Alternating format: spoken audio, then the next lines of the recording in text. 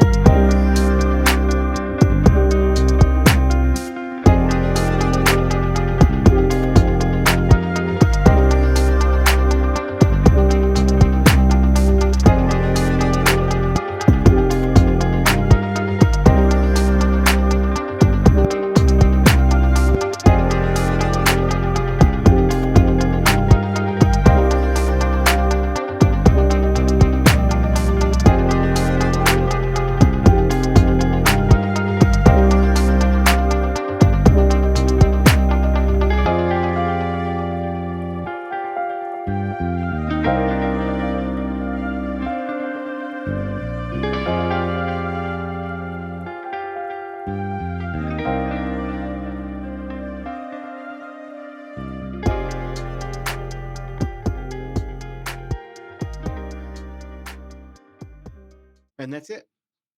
That's the crazy pregnant lady tore out the guts of the trailer and got very messy doing it. We found the badge, the little plaque that goes inside the door jamb. It tells you when it was made and serial number and everything. So that was nice to be able to find that. Thanks for sticking around, watching the video. Go ahead and drop us a comment.